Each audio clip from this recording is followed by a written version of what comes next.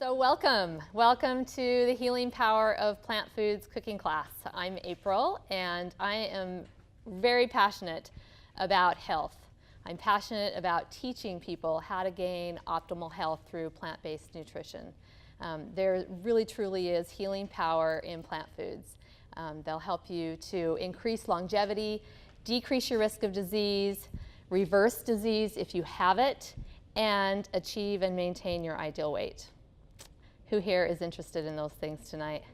Yay! Well, you are in the right place, because I'm going to teach you how to make these plant foods taste really good. I love to eat. I love food. I'm what they call nowadays a foodie, and I want to be able to enjoy food without any guilt attached to it, which is kind of where I've come from years in the past. And I'll just give you a little recap of where I'm coming from. I grew up in a standard American family with a standard American diet, and I've watched all my family members get the standard American diseases: heart disease, diabetes. Both my parents died of cancer. I've got a brother that's had kidney failure. He's had a kidney transplant, and just lots of disease over the years. And as I've grown up watching all of this, I decided way back in my late teens that I wanted to do everything I could to change what many people would say is my genetic destiny. I never believed that this was something that I was going to have to experience just because I came from this family. I knew that there was something that I could do, and I thought that was exercise. So I started, when I started putting some weight on, right after high school, I got into exercise heavily, and I thought that this is the answer, because I loved it. I felt so good when I did it. And you know what? I got to eat whatever I wanted, as much as I wanted, and I could still kind of keep my weight in check, as long as I worked out to, an hour or two a day. And I developed a really bad relationship with food. I would go and eat a whole pizza or a whole box of cookies, and then I'd go out and run to work it off because I felt so guilty, and I hated how I felt. And I came to the point where I thought, this is not a good relationship with food. And as I was looking around me at older women, I was in my 20s, my early 20s, and I was looking at older women in their 40s, 50s, 60s, even 70s, even my grandmother. They were still going on and off diets, and I was like, I hated the whole mental madness of the dieting game, on and off diets and exercise and obsessed with food. And I mean, I'm sure you all know what I'm talking about.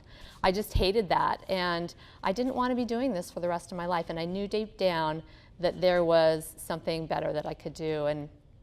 And when the doctor diagnosed me with a thyroid disorder and gave me some pills to take for the rest of my life, I said, no, not for me. And right about that time, a friend of mine gave me a book called Diet for a New America, and another one called The McDougall Plan. And I read those books, and they promoted a vegetarian diet, and that's not what I wanted to do. I didn't want to give up those things that I loved. And so I went on, and I ran across a book called Fit for Life. And for some reason, that little book just grabbed me, and I just decided I'm gonna try it for just a couple weeks, whole food plant-based diet. And within a week, my world changed. My energy went from 0 to 10. I felt so good. I just never looked back. I thought, this is the greatest secret out there. And over the years, I've just developed a great taste for whole natural plant foods, and I have a passion for cooking. I love to get in the kitchen and cook and create delicious meals.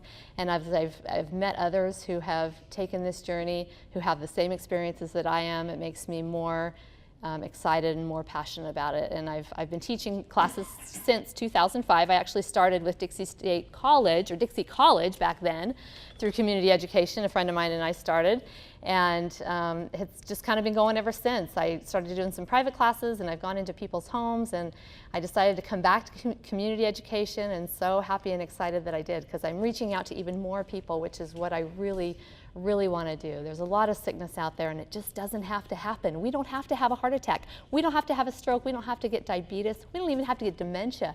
We don't have to get cancer. Disease only accounts for about 5% of our genetics, and the rest is lifestyle, diet and lifestyle. And we have control over that 3 times a day, or 4 or 5, or however many times you eat. So it all begins in the kitchen with our fork. But we have to put a little investment into that. We can't, we live in a fast food nation where we want fast food, we want easy, And we have to put a little bit of effort into it, a little bit of time into it. One of my favorite doctors, Dr. Pam Popper of the Wellness Forum, she says you're going to spend the same amount of time on healthcare, whether you take the road of doctor visits, co-pays, insurance premiums and all those things, or you're going to take the other road to good, healthy, whole foods, a gym membership maybe, and things like that. So, your choice, whichever one you want to do. And I choose this.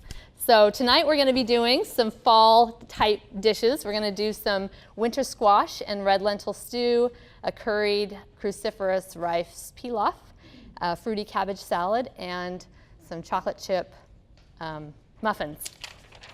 Pumpkin muffins, pumpkin chocolate chip muffins. So we'll go ahead and get started. I'm going to start off with getting the soup going. So this is not only I'm not going to just teach you how to cook. I'm going to talk about the foods as well and what they can do, about the healing power in these foods, because that's what I'm so passionate about. When I read or hear about onions and how they have organosulfur compounds that kill cancer cells, that gets me excited. And anyway, so we've got this onion. We can smell it all day before we cut it. It doesn't do anything, but once we start cutting that onion, the floodgates open, right? We start tearing up and they start burning our eyes. Those are those organosulfur compounds, and they're powerful against cancer. I get a lot of my nutrition information from nutritionfacts.org. Write that down. That's your homework. Go to nutritionfacts.org and start watching videos. You'll be busy for, the next couple years watching a video every day. Dr. Michael Greger, he's a researcher, medical doctor, and he puts out the latest in nutrition research on his website for free. Every other day, a video that's like 3 to 5 minutes long about the latest in nutrition. And at this point, he's done it for like 6 years. At this point, he's got thousands of videos up there about pretty much any topic you want to know about. Do you want to know about microwaves? He's got the studies. He provides the link where you can go to the studies to look for yourself. He talks about the best apple, the best sugar, the best green, the best beans. He talks about all that kind of stuff. And he talks about onions and how, in fact, one study that he talks about is a large European study involving 10 countries. People that ate the most onions had the least cancers of all types. Those organosulfur compounds literally attack and kill cancer cells. India? Is that one he talked about, India? I don't know where it was at. It was the European studies. So, yeah. Do ya? Pressure cookers are great. I've never had one. I should have one. And an Instapot is another thing that a lot of people said. Do you have an Instapot? No. I've been cooking this way without those things for so long. I just don't even, I'm sure.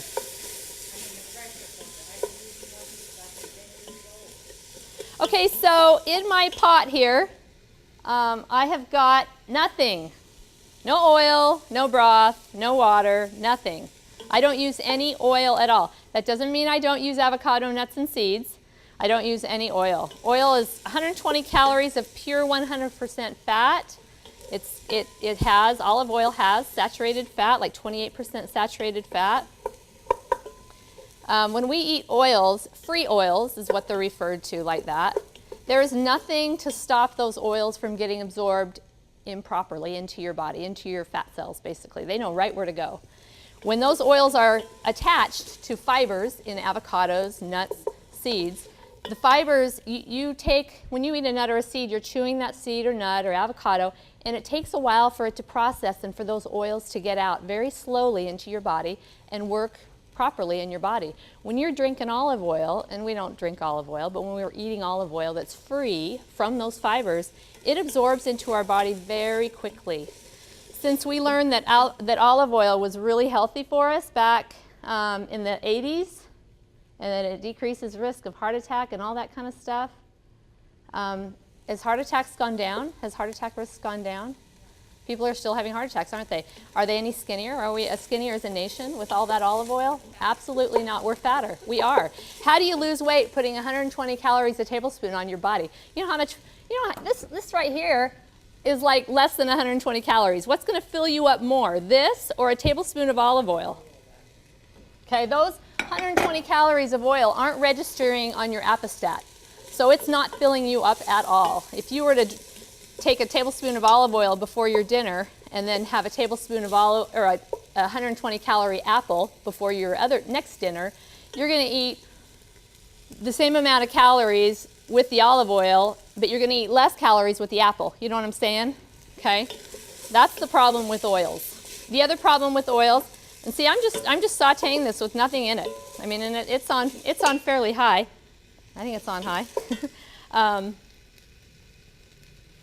Another thing with oils is your arteries are kind of like, you've got a lining of your arteries. It's called your endothelial cells, and it's kind of like the inner lining of a jacket, of a nice coat. And those cells produce nitric oxide. That nitric oxide keeps your arteries flexible, elasticity in your arteries, so that they can dilate. And when you pour olive oil on, that greatly inhibits that whole process. Those cells produce nitric oxide, and that's what keeps your arteries like Teflon. Yes?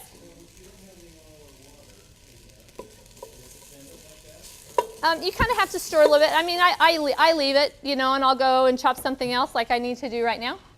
In fact, I'm going to add some mustard seed to this. I was going to do that actually before I put the onion in there, but I can do it now. I'm going to put a tablespoon of mustard seed. I mean a teaspoon, sorry. So I like to toast those mustard seeds just for a little bit. Sorry, I get talking about all the great things about these foods and I forget what I'm doing, so keep me on track. So yeah, I like to let those mustard seeds just get a little bit fragrant and a little bit toasted. Now if you want to, you know, when it starts to get brown, we're going to add just a little bit of water to this. But the browning is kind of like the caramelizing.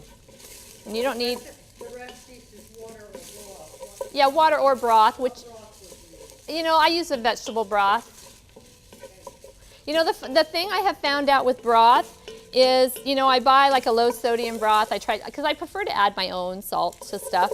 And I buy a low sodium, and it doesn't have a whole lot of flavor. And I feel like most of it's the sodium in it, you know. So I'd rather just make my own broth or just use water and then add more, you know, seasonings or whatever. Okay, so we're not really getting very brown, but we're starting to get a little bit of brown. I'm going to go ahead and add the rest of our seasonings. And we've got some, let's see, what do we have in there? We've got turmeric, cumin, And ginger, I think a little bit of cinnamon. So I'm just going to put that in there with still no water. I'm just going to kind of toast that just a little bit real quick. Starts smelling so good. And then I'm going to add some water. Like about a half a cup. And that's going to loosen up the browning. What little bit of browning has been on the bottom of the pan. It's going to loosen that up. By the way, a meal that's high in olive oil restricts blood flow 40%, and it peaks about 4 hours. Okay? So as soon as it starts going down after 4 hours, you've had your meal, it peaks, and then it starts going down. What do? We eat another meal that's got lots of oil and stuff in it. So blood slows down again. Not good for heart disease. Okay, to this, we're going to go ahead and add some kale. Kale, hail to kale. I love kale. I eat it a ton. And we're just going to put a little bit in this soup. I like to put some kind of green in everything. Greens are such important foods. Are you familiar with how to strip the kale from the stalk? We're going to strip it. I don't strip it. You know what? When I do a chunky soup, I don't either. If it's got a lot of chunk in it, but if it's a creamy soup, I do strip it because I don't want the chunk in it. Normally I'll save it. See, I was doing mine in pressure cooker and you wouldn't have that crunch. The chunk. So green leafy vegetables increase elasticity in your blood vessels. They decrease inflammation throughout the body and also in your blood vessels. They just improve overall function. And part of the reason for this is an antioxidant called lutein. People with the highest levels of lutein in their blood have the cleanest arteries with no atherosclerosis, no plaque buildup.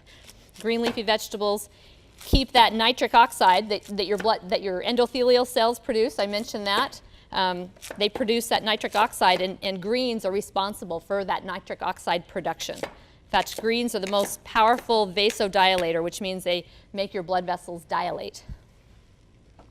A great website to check out is heartattackproof.com. It's Dr. Caldwell Esselstyn.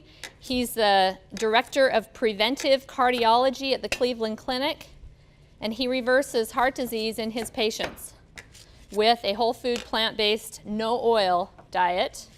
He's got the worst patients, you know, the worst of the worst that are just waiting for bypass surgery, and he reverses them, and he tells them not even any avocados, nuts, or seeds because they're in such bad health. Okay, we're going to go ahead and add this to our pot here. I'm going to add a little bit more water. So you just kind of keep giving it some water. I'm eventually going to, of course, give it more because this is going to be a soup. And I love kale, adding kale to this, so I'll add up to 4 ounces. This is only about 2 ounces.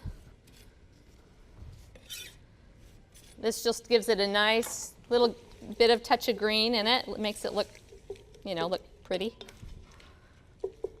Okay, let's see. I think we're just going to let that kale cook for a few minutes. And I'm going to talk about the squash.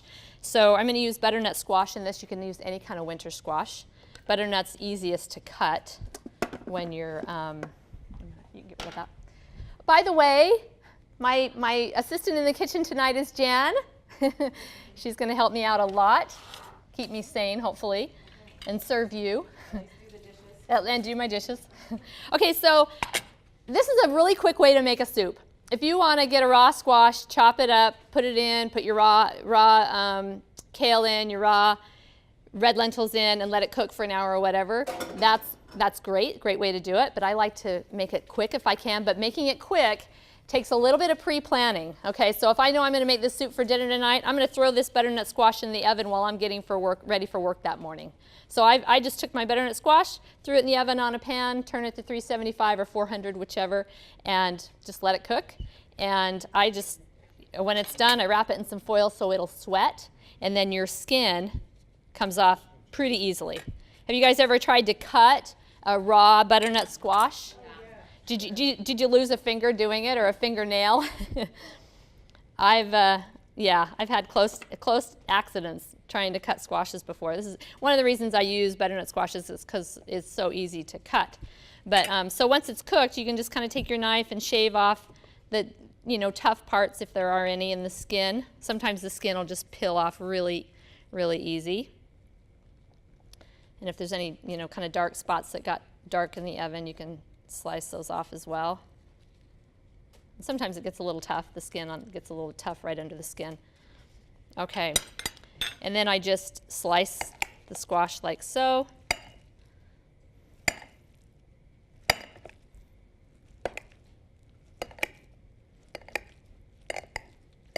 you wrap it in foil, do you put it in the refrigerator? You can, or you can. I've left it out before.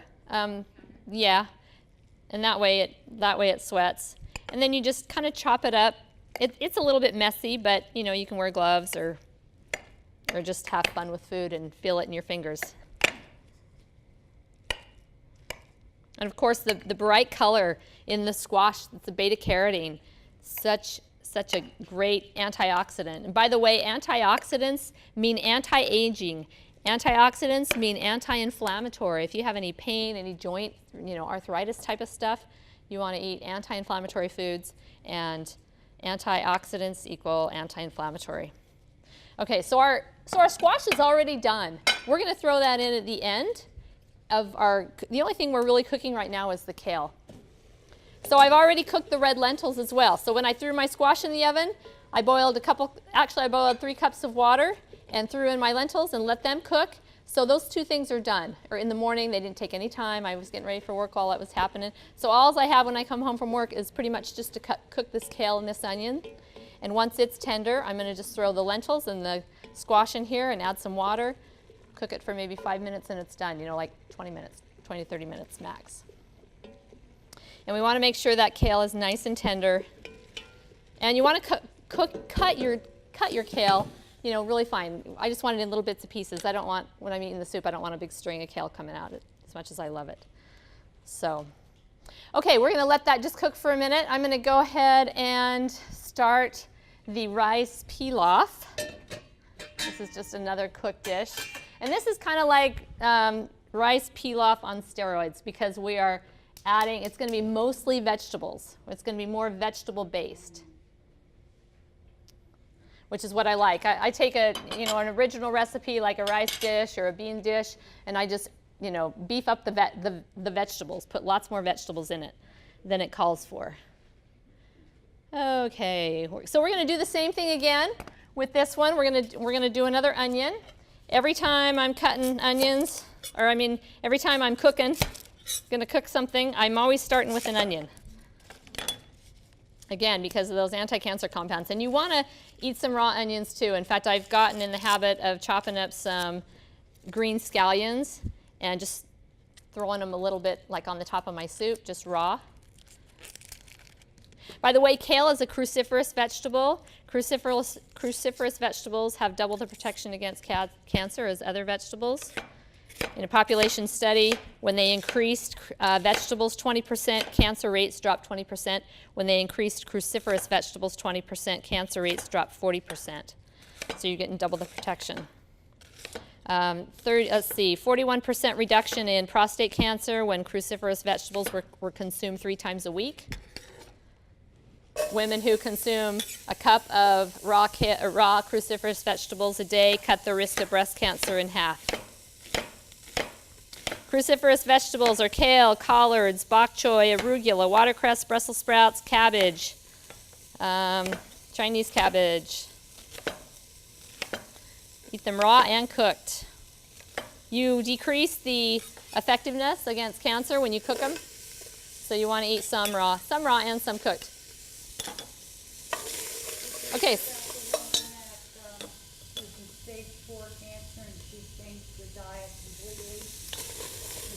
Doesn't surprise me. I hear about that all the time. In fact, if you're interested in that type of thing, Chris Beat Cancer. Have you heard of Chris? ChrisBeatCancer.com. He cured his own cancer, and now he's like coaching other people to do the same. And he's got YouTube videos where he interviews all these people who reverse their cancers. And he's very. Have you heard of Green Smoothie Girl? She's very popular. It's actually her brother. Okay, so we're doing the same thing with this. Just going to saute those onions, and I'll let them go while we jump over here to the kale.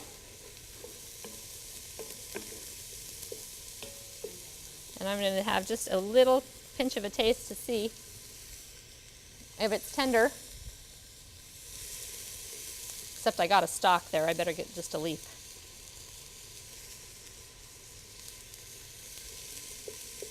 That could go just a little bit longer. We're going to go ahead and add a little bit more water to that. I want to make sure that doesn't burn. By the way, greens have 25 to 50% protein. They have folate. We want to get folate, not folic acid in supplement. Folic acid in supplement increases risk of liver cancer. We want to get folate from green vegetables. Foliage, that's where the name comes from. They're also high in calcium. Where does the cow get her calcium if she doesn't drink milk? Greens. The cow does not drink milk. So why do we think we're going to get calcium by drinking milk of a cow? Actually, we are going to get calcium because cow's milk is high in calcium. But it's also high in hormones. It's high in antibiotic residue if the cow's milk is not organic. It's high in all sorts of growth hormones. In fact, you're getting milk from a large animal that just gave birth. I mean, their hormones are like so high, and we're putting that into our body. We don't need it. We don't need it. We need to get our calcium from the same place the cows do, and that's from green leafy vegetables. Green leafy vegetables come with bonuses. Cow's milk comes with baggage. It comes with cholesterol, saturated fat, hormones, like I said, no fiber. Greens come with fiber. It comes with thousands and thousands of micronutrients that our body craves, that it needs. Okay, so we're going to go ahead and add some curry powder to this. One and a half tablespoons. Oh, I forgot to add my garlic. That's okay. We got to add some garlic to this too. Okay, so real quick, I'm going to chop some carrots for our pilaf. And I'm not going to let that curry burn. You guys familiar with the chopper? The Vidalia chopper? Vidalia Chop Wizard. Bed Bath & Beyond, 20 bucks. It's the best 20 bucks you'll ever spend. 15 with a coupon. If I ever get a coupon, I go and I get one. That mine's broken. Oh, yeah. Can't live without this thing. I let him do it. Yeah, I've let my husband too, and he's stronger than me. You can take it back if you have the credit card that you bought it with. I've taken it back and they've replaced it. I'll just get a new one. Yeah, these little tabs on the side will break sometimes. But, you know, mine, I don't know. I've had really good luck with mine.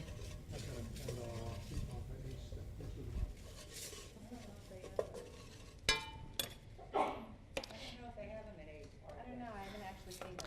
Oh, that's a good thought. They usually have everything. Ace Hardware usually has everything. If you can't find it, go to Ace. They have it. Uh-huh. So garlic is another one of those allium vegetables, like your onion, scallion, leeks, that have those anti-cancer properties. I'm going to go ahead and add some water. I was going to add the garlic first, but we'll add a little bit of water. I don't want that to burn.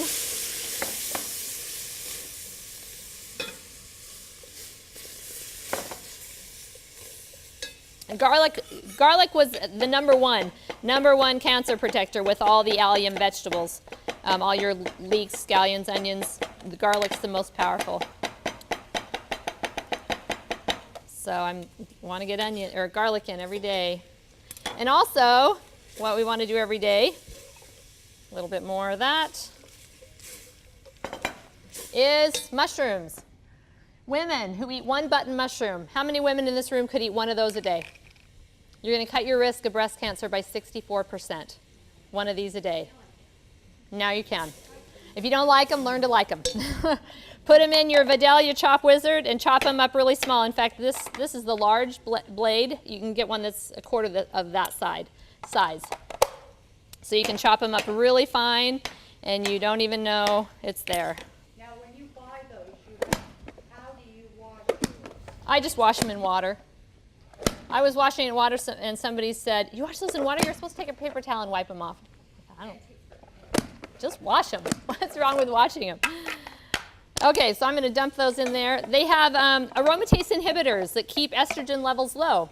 That's one of the mechanisms of decreasing the cancer.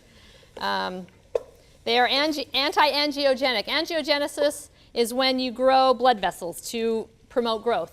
Like when you're a kid, angiogenesis is going crazy because you're growing. When you cut yourself and you're healing, there's angiogenesis going on in there. You want to repair your cells. When you are healthy and fine and not growing anymore, you don't want angiogenesis. Well, mushrooms. Mushrooms are anti-angiogenic, so they keep tumor cells from growing blood vessels. Okay, the tumor needs blood vessels to grow, and angiogenesis stops that. Anti-angiogenesis foods stop that. Mushrooms is one of them. Onions is one of them. That's one of the mechanisms with onions. Okay. Now we got our carrots in there, and now we're going to add. Well, we're going to just leave it at that for now for a second, and we're going to jump over here to our soup and add some more water because we're out of water, and then I think we're done with our greens here. Oh yes, please. So the less water you have in your soup, the quicker those vegetables are going to cook. So if you're cooking a soup, you want to use a small amount of water, and then you can add at the end. Okay. Thank you. Okay. What's that? So it cooks quicker. I'm all about quick. I mean, if I've got an hour to let a soup simmer, like on Saturday or Sunday, if I want to let a soup simmer for an hour, I'll throw in everything raw and just let it cook, or in my crock pot. But if I'm coming home from work and want it quick, I want to be able to whip up a soup quick, I need to teach you how to use the blood pressure cooker, because if you want it quick. Yeah. You know how much the time this would be done? I'd throw everything in and it would be finished in 15 minutes. Really? You should have your own cooking chef. Okay, so I'm going to add the butternut squash to this. And I don't measure this. I just get it's about 4 cups.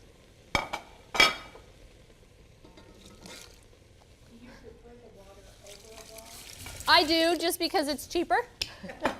And I don't have to go buy it. You know, I can make a soup and, you know. Okay, now like I said, I've got my red lentils cooked already. You guys familiar with red lentils? Okay, beans, the wonderful food. The more you eat, the healthier you'll be. Okay, we need to eat more beans. The longest lived populations on the planet eat beans as their main source of protein. They're called the blue zones. You guys familiar with the blue zones? Okinawa, Japan is one. Sardinia, Italy is one. I'm going to add cauliflower, the chopped cauliflower. By the way, I chopped the cauliflower and the broccoli that I'm going to be using in this chopper right here. Sardinia, Italy, Okinawa, Japan, Loma Linda, California, vegetarians, Loma Linda, Seventh-day Adventists. Icaria, Greece. They all have the same diet style. It's a plant-based diet, at least 90% plant-based diet. And their main source of protein is beans. Okay?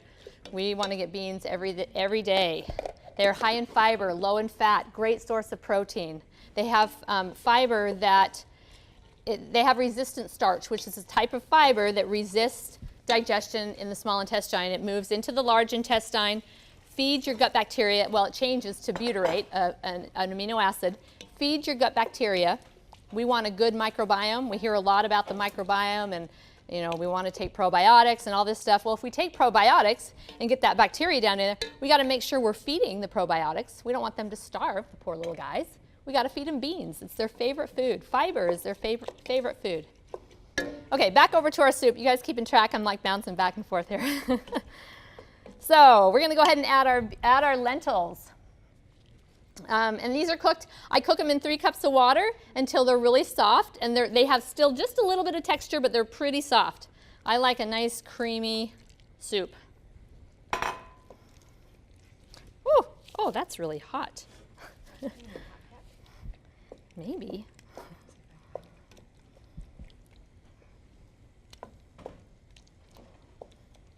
Okay, we're going to add some more water to that because that's not a soup. That's more like mush. There we go. See, we can just thin it down. Get those vegetables cooked and then thin it down.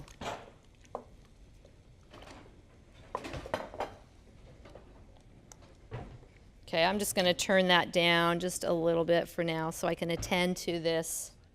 Okay, thank you. So we can attend to the rice dish here. Ooh.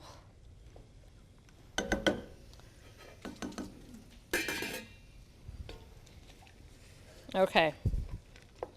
So I like to let the cauliflower cook a little bit longer because it usually takes a little bit longer than the broccoli to cook. So I'm just going to take some broccoli. I've got some already chopped right here that we'll add, but I just wanted to do a little bit more on the chopper just so you guys can see that happening more. So in the cells of cruciferous vegetable is 2 enzymes. One is myrosinase and one is glucosinolates. And when you chop these vegetables, those compounds interact and they start to talk. And they create isothiocyanates. Why do you care? Why does that matter? Because isothiocyanates are the powerful cancer protectors. So those compounds go throughout your body and they seek out. This thing doesn't do very good with broccoli. It kind of sticks. They seek out damaged cells in your body. That's where cancer starts, is with damaged cells. They seek out those damaged cells and they tag them so that your immune system can come along and destroy them. I mean, that's just, not that you're going to remember what an isothiocyanate is, but that's just a little bit of just information about what these foods will do. I mean, they actually, it's like they have a mind. They can go through and they seek out these damaged cells in your body and they get rid of the problem.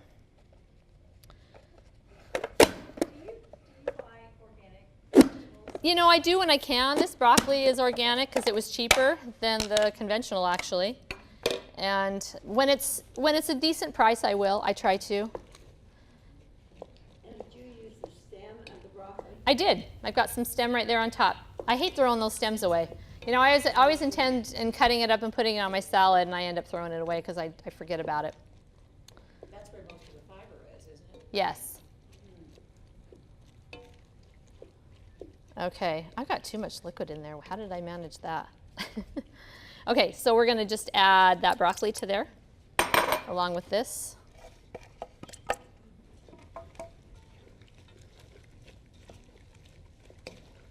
Okay, here, I'll have you take that, and we'll probably take that. I'm not going to use that stock.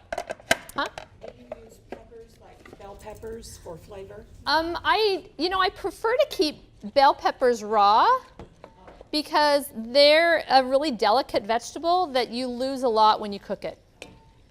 Speaking of cooking and losing nutrients, Dr. Michael Greger with nutritionfacts.org. I'm just going to, I got the wrong one. He has got a video about cooking, about the different ways of cooking. There's 5 different types of cooking: boiling, microwaving, sauteing, probably, I think, pressure cooking. And they looked at the nutrient loss in all of those ways of cooking. And the nutrient loss was very similar except in the boiling. The boiled food, the nutrient loss was pretty high, but guess where it was? It was in the water. It was all in the water. So the best way to cook your food is in a soup, because that way you're not losing anything. And you are decreasing a little bit, but you're only losing like, you're only decreasing like 14%, and so you just eat more. I like that. Just eat more. Okay. Well, then a pressure cooker, you can use maybe a cup of water. Yes. You have stock in the pressure cooker company. She's going to have me sold. You're going to have me sold on buying a pressure cooker. I'll have to come and teach you how to use it. Actually, if I was going to go buy a pressure cooker, it'd probably be an Instapot, just because I've heard so much about that. We used to live near West Bend, Wisconsin, where they used all the pressure cookers. Uh-huh. And they send them all to Europe, to India, because electricity is so expensive there. Uh-huh. They have to cook fast, Yeah. and that's why they use them. So I've got 5 pressure cookers, all sizes. Wow.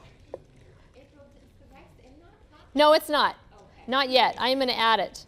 I'm going to hope that some of this water evaporates. I put a little bit too much water in it, In the soup, but it's not. you put all of those spices? I did. I put them in right at the beginning. When I was sauteing the onion, I put the spices in at the first, just to toast them a little bit. Okay, so I'm going to move over to our, I'm going to leave that off. Oh, wait. We want to add some salt to this. Oh, that's probably a good idea. You can add that right now. Let's see, where's my salt? I'm going to add a little bit of salt to this soup. I do use salt still. It's kind of my one weakness. I'm going to add about a teaspoon. Go ahead and stir that. And I made a batch last night of this soup, so we've got plenty for you guys to have a good taste. I need to check my recipes because I got to make sure that we've got everything in that soup. Frozen peas, We're not putting peas in the soup. That's going in the. That's going in the. Yeah. Okay. So we've got everything in there. Go ahead and add that. Red lentils in there? In the soup, yes. I don't know very much about Lentils lentils. are a legume. They're like a bean, but they cook much quicker than a bean. You can cook them in about 20 minutes, 20 to 30 minutes. They're actually super high in protein, higher in protein than other beans. Red lentils in particular are super high in protein and high in micronutrients. Those. If you don't have red lentils, you ought to be able to find red lentils. You can find them anywhere. yeah, they're pretty common. Yeah. Change the recipe and use the brown lentils. Yeah, the brown lentils are more hearty. They have a different taste. They don't cook down as creamy and nice as these. These give it a really nice creamy texture. That was my question. Yeah. Yeah, you definitely want the red lentils. And you can buy them, go to like Dixie Nutrition, where you can buy them in bulk and just buy them a half a pound of them just to try them to see if you like it. I'm going to just have a little taste of this to see if it's okay. Oh, yummy, yummy, yummy. Okay, that does need to heat. A salt substitute. I know there are some, but I don't use them. Taster's Table or Tasty Table is one that is recommended by Chef AJ, who is a whole food plant-based vegan chef. She has the Ultimate Weight Loss Program. She's online, does a ton of videos. Like, she puts out a video every day of some kind of cooking thing.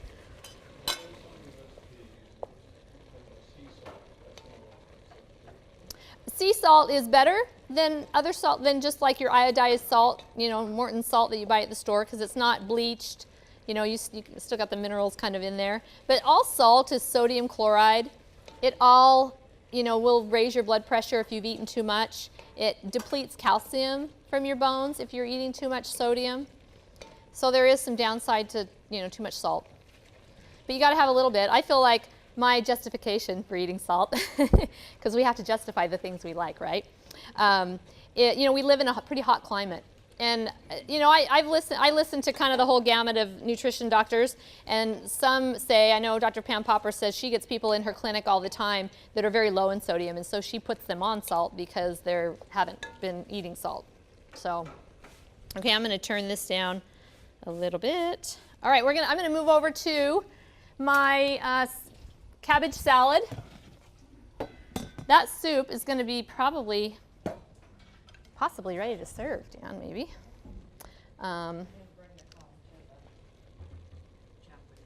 The what? No. Actually, that needs to be hotter. So, yeah. So you cooked the rice somewhere else? I did. I cooked that ahead of time, too. I usually have a pot of rice on or quinoa, some kind of grain on my stove all the time, because I throw it in soup, throw it in my salad at lunch. You know, just What rice to do you add. This rice I'm using tonight is basmati. I wanted to say balsamic, basmati rice. Jasmine's really nice. Most of the time I'm using just a brown, either long grain or short grain rice. You just keep an eye on that. When it gets hot, you can serve it. Okay, so back over to our, let's see, where's my, maybe I'll stay over here. Yeah, you can take those. I want to leave the lids off those.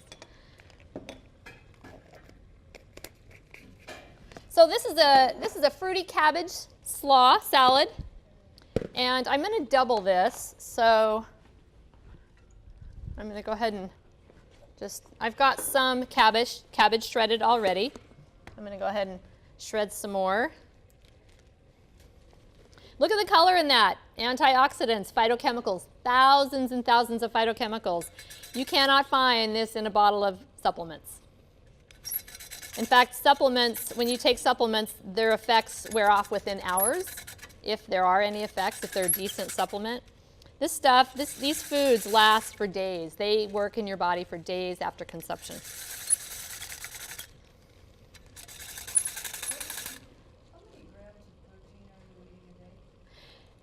You know, what's recommended is about 25 to 30 grams, which is about like right around 10%. The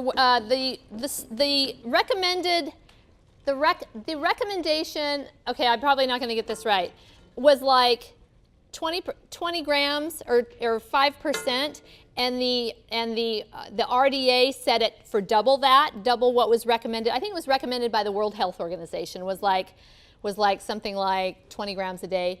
The RDA set it like double that just to make sure we're getting enough.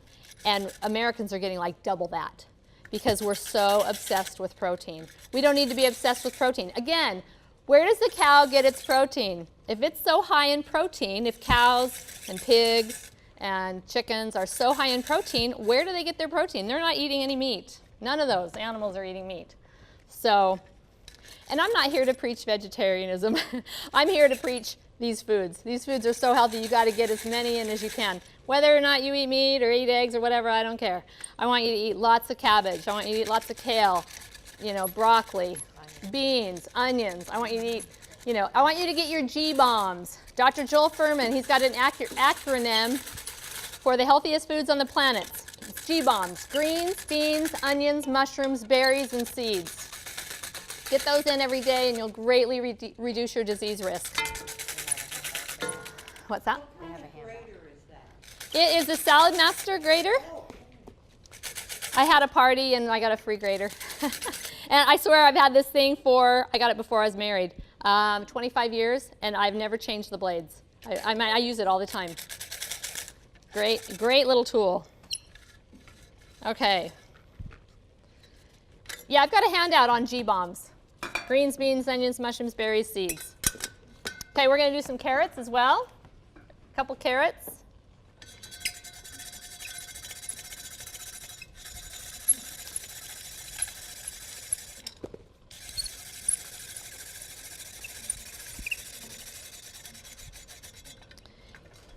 And talking about cooking foods and all that destroying nutrients and stuff, there's a lot of studies supporting the importance of eating raw food. Raw foods, of course, you know, your nutrient levels are super high. Just the fibers in them, you know, are different. When you cook a food, you increase the absorption of some nutrients, but when you eat a food raw, you have more nutrients, but when you cook it, you lose a few. But when your food is raw, your body has a hard time absorbing some of those nutrients. That came out way worse than it should have. But anyway, when you cook a food, you soften the fibers and make it more digestible for some nutrients. Okay. Okay. I don't need, oh yes, I do need some of that. We're going to do an apple. We're going to do 2 apples and 2 pears. Because I'm doubling this, remember? Yes. I'm going to test those. That's done, actually. This is not quite warm enough. I don't want to turn it up too high because I'll scorch the Okay. bottom, but- Apple a day keeps the doctor away. People who eat an apple a day have less oral, breast, colon, kidney, and ovarian cancers. The more apples, the less tumors. I talk about cancer a lot, don't I? I'm really passionate about the information on cancer. I love it.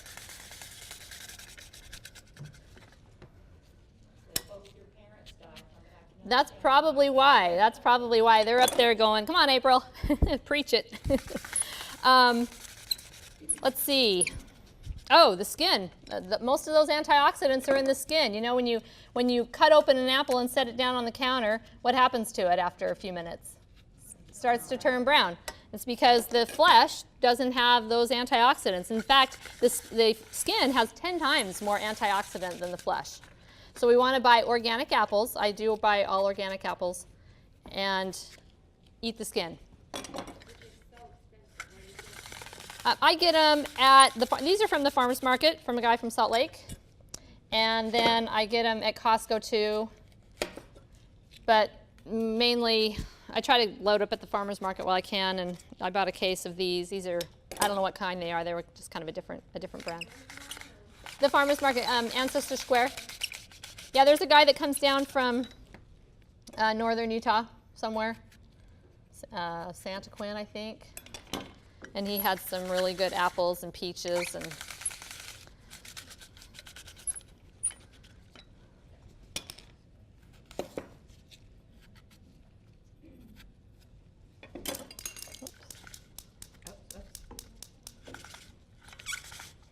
you could use the chopper on this as well, that small blade in the chopper. That would work really fine. That might even be a little bit quicker.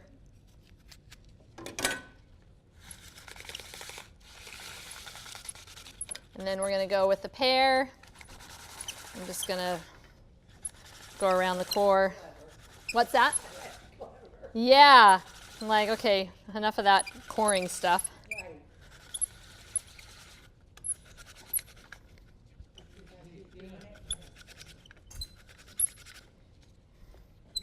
I don't know about pears. I don't love pears, so I haven't really found out any. But I'm sure there, you know, lots of micronutrients. And all fruits are wonderful. Kids that eat fruit have less cancer, less adult cancers. And what kid doesn't love fruit, right? Okay. So on this fruit, we're going to keep it from turning brown, although we really don't need to because we're going to put some dressing on it that's a little bit brown. But I'm going to put a little bit of lemon juice. Lemon juice is an antioxidant. That's why it keeps the apple from turning brown.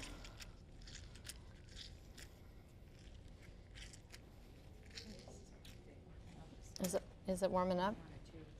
Yeah, you don't want it too hot. Okay. So Jan's going to start serving you guys some soup.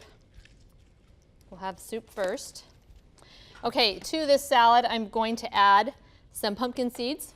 And normally I don't even think ahead of time about sprouting my seeds, but today I did, or last night I did. So when you sprout a nut or a seed, you increase the nutritional value like 10 times to 100 times, depending on how long you let it sprout. So, and it makes it more digestible. You get the, more nutrients out of it. So all you do is soak the seed or the nut in water for about 8 hours, dump it off, and let them sit, and they'll start to germinate like they're going to grow. And that increases the nutritional value of them. Best way to eat your nuts and seeds. I hardly ever think to sprout my seeds, and I need to do that more. So I'm just going to add those. And Sunflower seeds, and it sprouts. same thing. I've had sunflower seed sprouts, and they're really, really good. I bought at the store. I've tried to sprout them myself, and they kind of turn brown. I don't know what they do with them at the store that makes them that way, but. Okay, so to this salad, I am going to add a dressing. We got to have some dressing. So I'm just going to wash my hands real quick over here.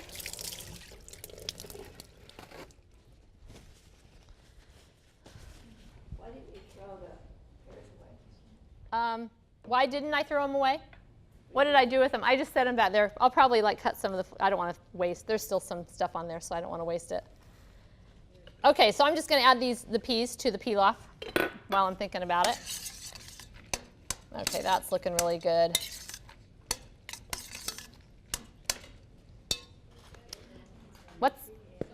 You like it? You got some soup? Awesome. Thank you. Okay, so our salad dressing. I encourage everybody to get a big leafy green salad into their diet every day. Make it the main dish of at least one meal every day. And you want to make it like a main dish salad. Put on some beans, put on some whole grains, and there's like 3 main vegetables that I encourage people to get on it. Number 1 is green leafies. Tonight we're doing some cabbage, which is just as good. You can do a cabbage salad as well. Green leafy vegetables. Romaine is one of your best. Spinach, of course, is one of your best. Also a cruciferous vegetable, which could be cabbage. I always put purple cabbage on my salad. In fact, cabbage, again, breast cancer, cuts women's breast cancer rates in half. Women that eat cabbage on a regular basis. So, so greens, a cruciferous vegetable like cabbage, kale, collards, those, and then also some raw onion. Okay, those 3 things on your salad. And then I add beans, whole grains, but you got to have a good dressing to make your salad taste good, right? So I'm going to show you a dressing. This is going to be kind of a sweet dressing that's going to go on this salad, but it would go good on any salad. I like a sweet vinegar type dressing. So what I've done, when you go to the store and look for a salad dressing, you look at the label. I hope you all read labels. Okay, when you read your labels, you're going to see, like on a vinegar type dressing, you're going to see vinegar, sugar, and oil, right? Probably. I've got all 3 of those right in here. I've got rice vinegar, I've got water, I've got sunflower seeds, which is going to be my oils, and the fibers are all going to be still intact. And then I've got dates. Dates are the best sweetener. It's whole food. All the parts of the plant are still there. No, nothing taken away, nothing added, except for the pit. What? What's in that again? The rice vinegar. Rice vinegar, sunflower seeds. It's on your recipe or your recipe sheet with the fruity cabbage salad. So I've got and I've got this soaking. I've got my dates and my sunflower seeds soaking so that it blends really smooth. Okay, so if you don't have a Vitamix or a Blendtec or a strong blender, you got to do this. Okay, your regular blender will blend this. It won't be quite as smooth, but it will blend it. This is going to make it super, super creamy. These blenders are like a major appliance. I encourage everybody to start saving their pennies and get one if you're going to cook with whole foods because it's expensive. But this is a major appliance. I use it more than any other appliance in my kitchen, more than my washer and dryer, my dishwasher, pretty much my stove. I use it all the time, 3 times a day. Smoothie for breakfast, salad dressings for lunch, and a soup or a sauce of some sort for dinner. So I'm just going to dump that in there. And the beauty of the fibers in the dates and the seeds is going to thicken this dressing. Yes? How long do you soak the dates? 4 hours is sufficient. I usually do them overnight. I mean, if I know I'm going to need a salad the next day for lunch, I'll soak them ahead of time. And then I'm going to add some seasoning to this. I'm going to add a little bit of cinnamon. This is for this salad. So I'm going to add some cinnamon and nutmeg, I believe, is in that. And then I'm going to add, let's see. I have to take a peek at my recipe because I don't make this salad very often. So we got our seeds, dates, rice vinegar, cinnamons. Okay, that's all we need. And where's my lid? Oh, in the sink. If you were to pre-make some of that for the week, how long? I'm sorry, it's not. Salad dressings keep good for a week. If you've got, if it's got some vinegar in it, and mine always do. They'll keep longer than that actually, but the trick is to use them. I mean, if I make this salad dressing, it'll be gone in 3 days if I have my salad every day, like I want to have.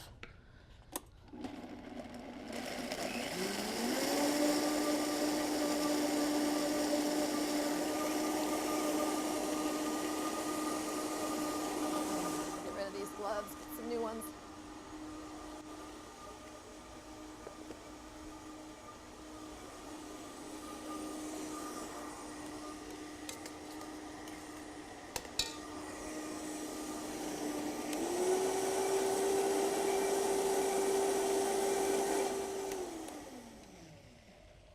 Okay, I'm just gonna, just because I'm an anti-waste person and I hate all this stuff that splatters up on the side, I like to not put quite as much water in my soak and just use that to kind of clean off the sides there a little bit.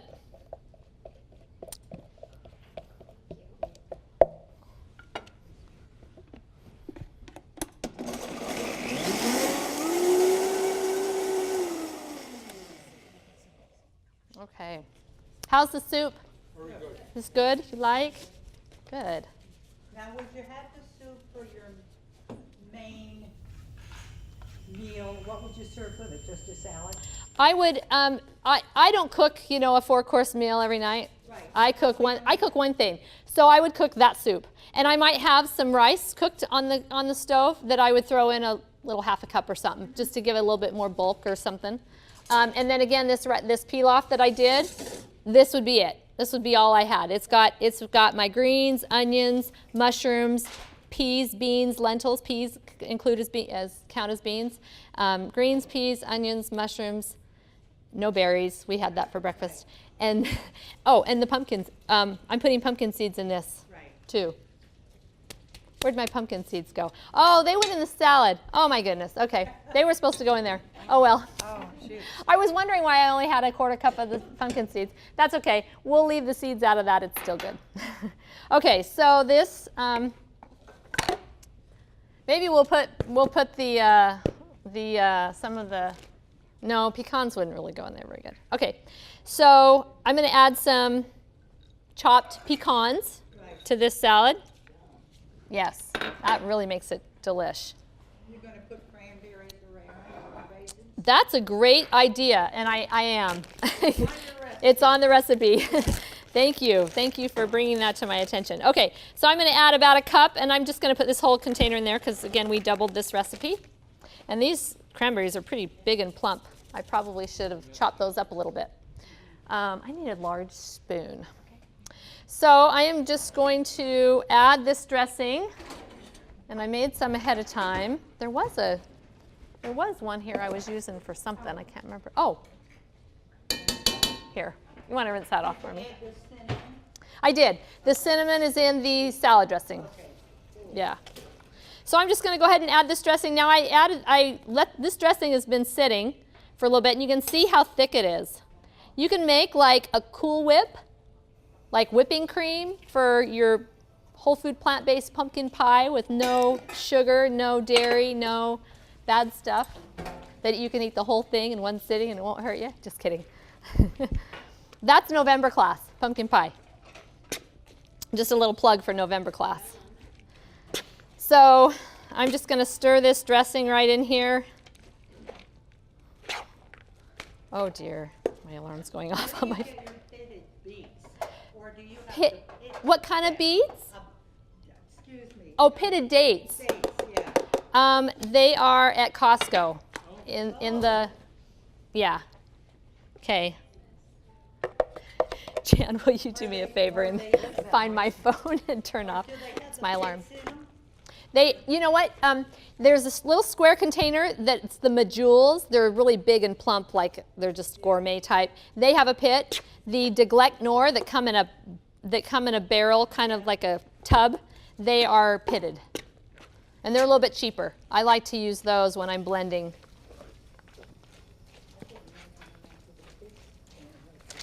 Let's go ahead and I'm going to stir in, I'm going to leave that salad for a second and stir in the rice to our pilaf. This is just cooked ahead of time basmati rice.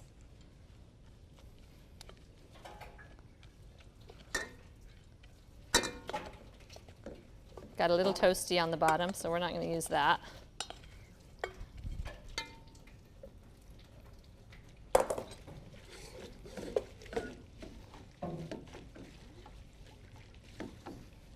So I think I already said, usually your rice pilaf, it's rice with a few little vegetables in it. This is vegetables with a little bit of rice. That's how we need to have our, the American diet needs to switch from 7% whole natural plant foods and 93% processed foods and animal products to 7% processed foods, animal products, and 97% or whatever the other percentage. I can't remember what I said. Whole natural plant foods.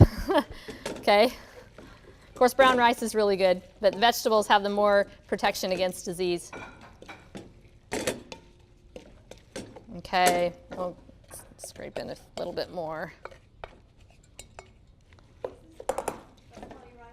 Yes, brown basmati rice. Yep, I always buy the brown. I got this at Natural Grocer, I believe. And we are going to go with some salt. I'm going to go about a teaspoon of salt. And that. Spoons, yes, not your bowls. You can save those for the garbage on the way out, or there is a garbage up there if you want to. I'll be right around. I'm on it. Yes. You could totally use millet. Millet is a great grain. I love it. I prefer quinoa and brown rice, but I like millet too. I find millet works really good in place of pasta. I know that's kind of weird, but just the texture of it, it's a little bit heavier, and it just works really well. In fact, I do a spaghetti sauce or zoodles, zucchini noodles. Right. And I cook my zucchini noodles because I don't really like it raw. And I'll mix them with some cooked millet and pour the spaghetti sauce over it. And that millet just gives it a little bit more heavier texture. Is it just labeled millet or is it a? Yeah. Okay. That's good too. Okay, that is ready. You can get it at Natural Grocer. I think you can probably get it at I know Harmon's has like a bulk food section where you can, get kind of a bulk, just however much you want in a little bag. And I think they have it, maybe. I actually buy mine through, the last time I bought it through Azure Standard. It's a co-op that comes down from Washington. They come through and drop at Tokerville once a month. And I've ordered from them as well. So that's azurestandard.com if you're familiar, if you're interested in that. Let's see, am I missing anything in my cabbage salad? I don't think so. Azure, A-Z-U-R-E, standard.com. They order on Mondays and once a month on a Monday, and then they deliver. I believe it's like the following Tuesday. You can get, thank you. You can get, 50-pound, 25-pound bags of beans, grains, dried fruits, nuts. I'll buy nuts by the pound, spices by the pound at a really good price. This is kind of like dessert, you guys, this salad. It's sweet and delicious. Yeah, it looks good. But it's not dessert. We're getting dessert too, you guys. Okay, I'm going to make sure we got enough. I hope we have enough dressing on this because I'm all out. That's enough, but I'll go ahead and clean that out. That's right. How many calories are you eating a day? I have no idea. I don't count. I don't care. How many meals a day do you eat? I eat 3.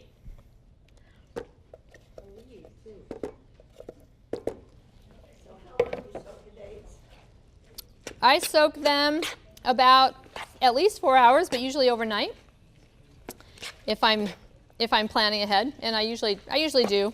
when I'm cleaning up dinner, I'm kind of going, okay, what's for dinner tomorrow night? What do I need to fix? Because like I said, I'm kind of a foodie. I really like food. That was soaking wet.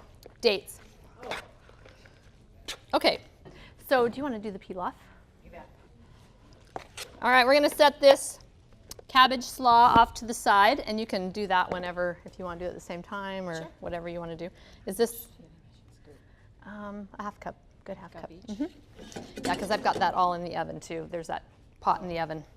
So when you soak the dates, you can just throw your seeds in and soak them at the same time? Yep, soak the dates and the seeds at the same time. You got it. You got it. And I didn't do, shoot.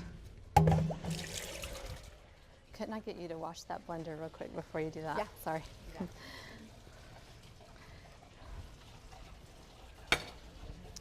So I firmly believe that a good, healthy diet can include dessert, but it's got to be made with the most wholesome ingredients. It's got to be made with whole foods and, you know, minimal sugars, processed sugar. I don't use any sugars.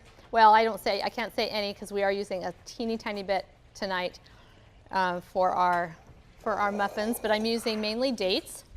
We want to use whole grains if we're using some kind of grain, and I don't use any oils. I don't use any oils ever. I got rid of my bottle of olive oil after we went to a conference in California and listened to Dr. Caldwell Esselstyn. I mentioned him, heart attack proof. My husband's cholesterol was 270 something, and he had been eating 95% plant-based for 10 years.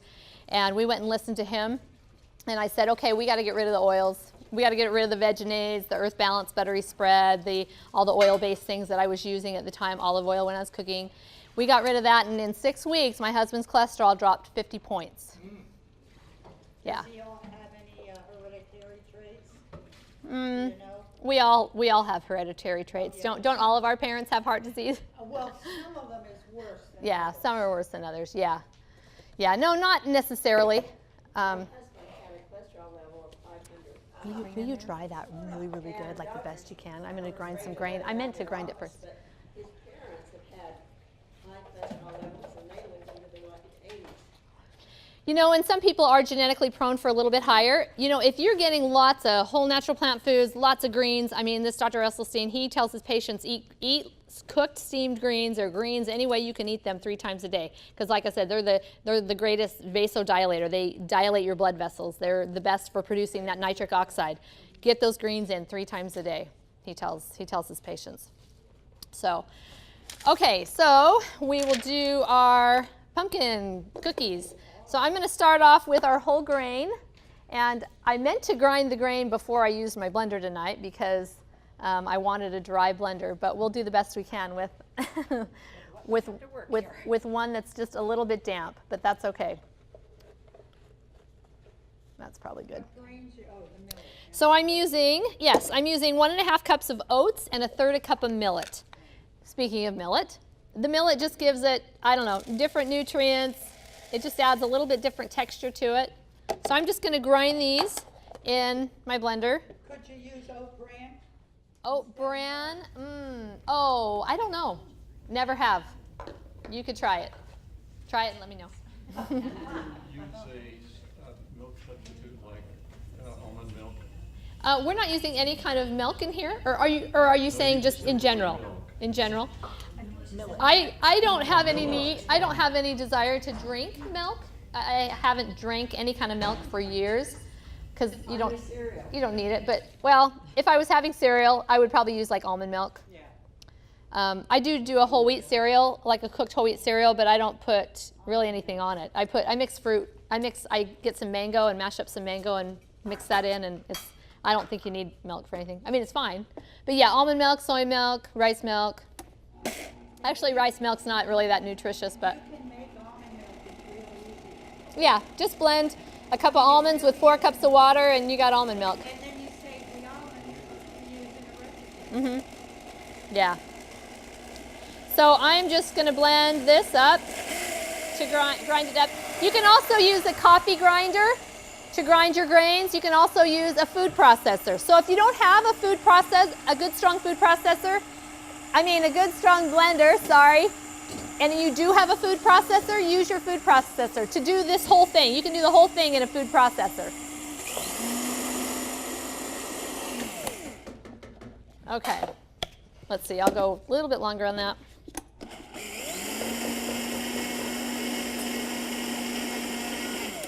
As you know, oats are really good for lowering cholesterol. Speaking of cholesterol, they're also really good for the gut. They're good for feeding your gut bacteria. Is that better than oat flour from Natural Grocers? You could buy oat flour. That would work. I mean, you're just basically grinding this into a flour. I think it's cheaper to buy just rolled oats and grind it yourself. I go the economical way as much as I can. Okay, so here's our dry ingredients, and then we're going to add our flours. Then we're going to add some seasonings. We're going to add some cinnamon and some, let's see, cinnamon, ginger, baking powder, baking soda right here. Right. And I need a fork to stir. Just going to stir that all in there.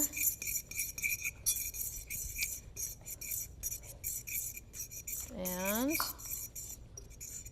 then I'm going to add in, while I'm doing this dry stuff, I'm going to add in my 1/4 cup of chopped pecans. We're going to do pecans again. And I'm going to add in my 1/4 cup of tiny little what are these called? Chocolate chips. I'm using the little tiny ones. That way they get dispersed throughout the muffin really nicely, and you don't have to use a whole lot. You could grind them too with your oats. You could, you could. And these do, that's a little bit of sugar you got in your chocolate chips there. And Natural Grocer actually has a chocolate chip that's sweetened with stevia and maltitol, and they're actually pretty good. So, I like using those. They're really expensive. They're like $6 for about 2 cups. Okay, so again, I'm going to use my blender to blend up our sugar, cream, butter combination like you would with a cookie or a cake or anything. So I'm just going to add these about 25 pitted dates to my blender jar, and I've got them soaking in a 1/2 cup of water, and I'm going to add the water with that.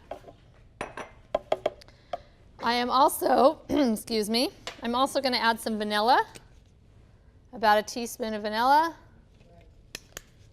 I'm going to add about a tablespoon of apple cider vinegar, and the apple cider vinegar mixed with the baking soda, baking powder is going to kind of help these rise a little bit. So just about a tablespoon. Whoop. And then we're going to add a little bit of processed sugar, a little bit of brown sugar, dark brown sugar. Dr. Michael Greger with Nutrition Facts has a video about sugars, which is the best sugar. And he shows the graph of all the different types of sugars. There's date sugar, and then it's dark brown sugar, no, molasses, and then dark brown sugar. So I don't know if you've seen those dark brown sugars that are at the health food store that are really dark. I mean this is that. It's just melted down a little bit because I've had it for a while and it solidified, so I melted it down. But dark brown sugar. So it's like the fourth. There's some nutritional value to it. Honey actually was way down on the bottom nutritionally, which I think honey is beneficial for some things, and I use it occasionally. But yeah, it was dates, date sugar, molasses, dark brown sugar, and then everything else was kind of right along the bottom. Again, go to nutritionfacts.org and search sugar, and you can watch that video. It's interesting. Okay, so I'm going to add just 2 tablespoons. So this is how we want to use our processed sugars if we're going to use some. Just to kind of kick up the sweetener just a little bit in cakes. It's hard to make cakes with total dates. I mean, I've done it, and if you don't have a huge sweet tooth and the mild sweetness is fine for you, then you wouldn't need to add this, but we kind of the American sweet tooth, we like sweet stuff. So this just kind of kicks up the sweetener a lot without adding more fiber to make it more heavy, because these are a little bit heavy anyway. Okay, then we're going to add some pumpkin, 1.5 cups of pumpkin. Actually, I'm just going to add part of that first and get that blended. And for our oils, we're going to add some nuts, again, whole food form, but we're going to blend them down. And these are walnuts, 1/4 cup of walnuts. I'm just going to add that right there. That's going to get dispersed throughout our liquid ingredients. And I believe that is it.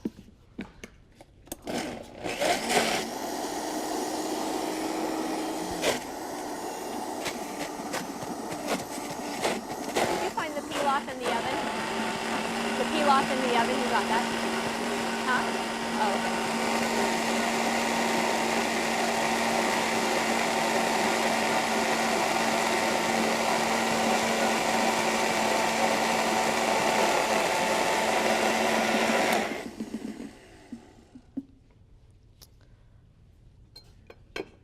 All right, then we'll go ahead and add the rest of our pumpkins. Sometimes it's a little bit easier to blend those dates down. It's easier to have not quite so much because this is a lot of volume for the blender to do.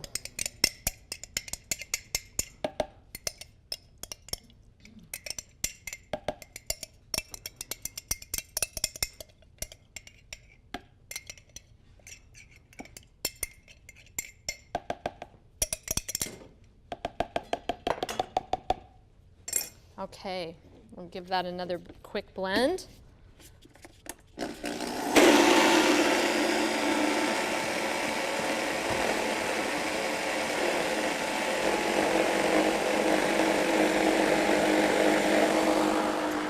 serve that one. It looks like you've already served it, so that's fine.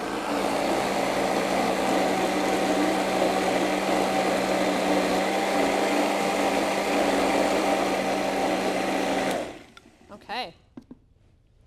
And again, you can do all of this, put all of this in a food processor, do your grains first, then put in your dates and your water and all that in a food processor and process it.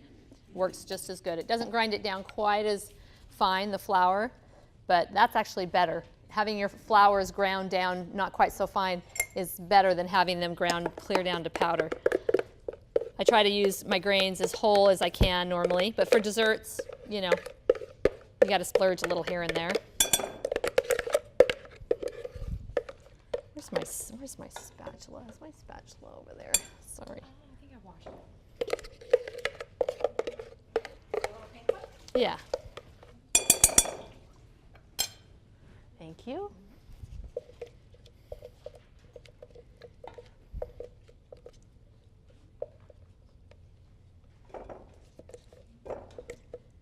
So I have a rule with my desserts.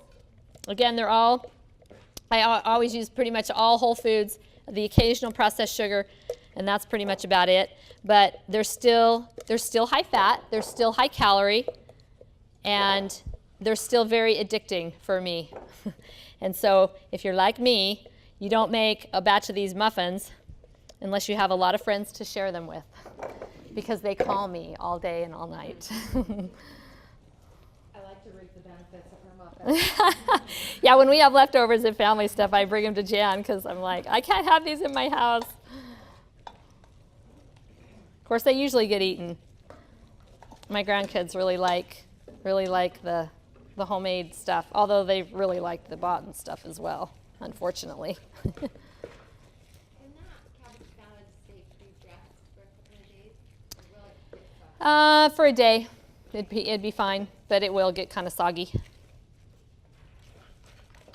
Okay, so our cookie dough, that's looking like muffin dough, right? Like normal muffin dough. So the muffins that I have for you guys tonight are the mini muffins, but I'm going to just put these in a regular muffin tin.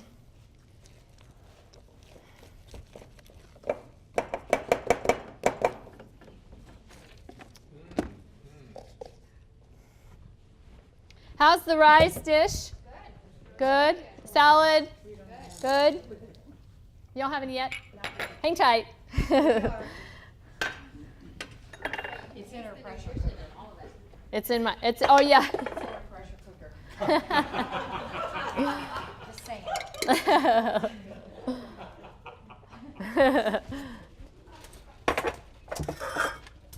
Okay.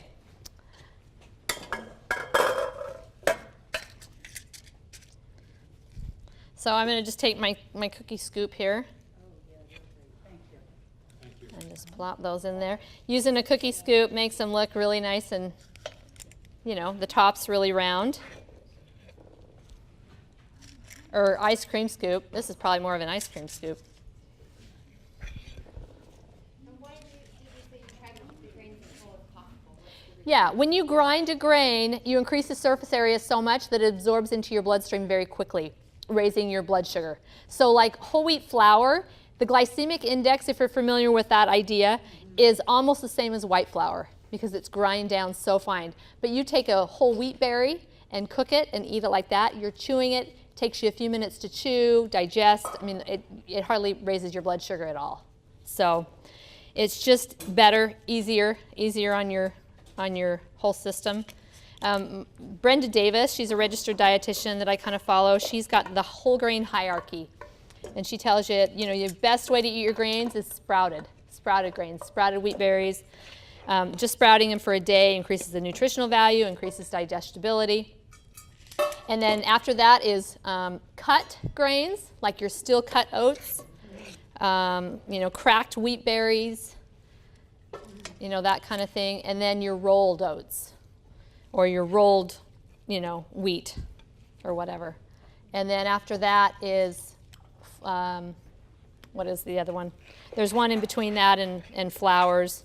And then there's your puffed grains like popcorn or rice cakes. She says everybody thinks rice cakes are so great, but when you puff them like that at a high temperature and high pressure, I mean, you can put a rice cake in your mouth and even popcorn in your mouth and it'll kind of dissolve. It digests very quickly, so it'll raise blood sugar as well. So it's not necessarily that healthy of a food. I mean, it's fine if you want to eat it, but your whole intact grains are the best.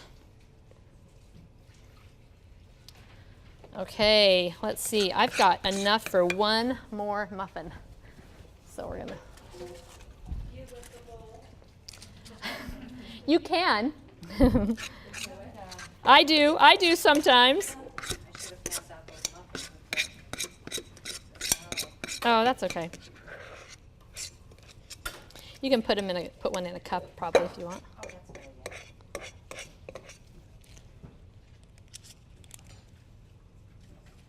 So wherever you're at with your whole dietary, dietary preference, dietary regimen, whatever it is you do, I just encourage people to kick it up a notch. Just increase your greens more, eat more fruit if you need to eat more fruit. Kind of figure out where you're lacking.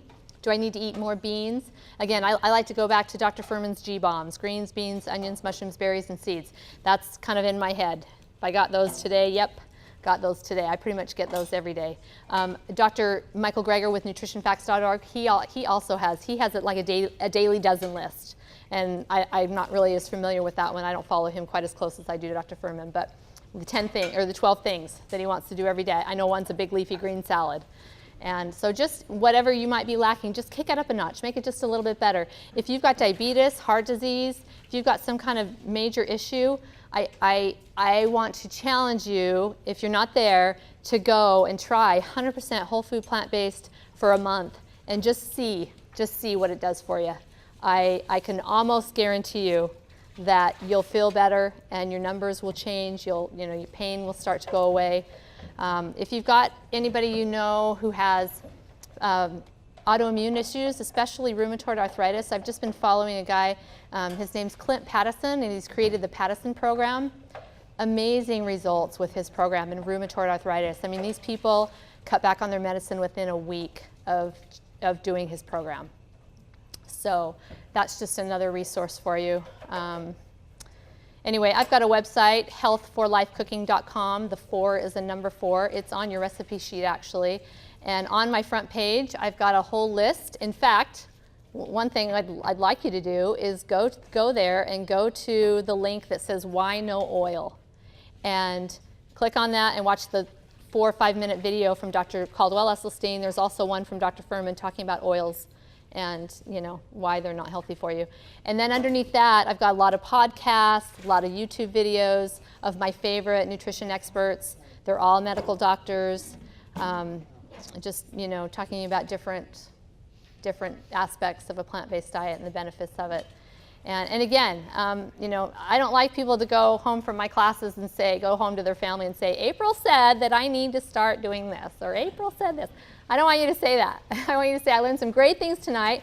I'm going to go to these resources and check them out for myself and learn for myself and know for myself that this is not true or is true.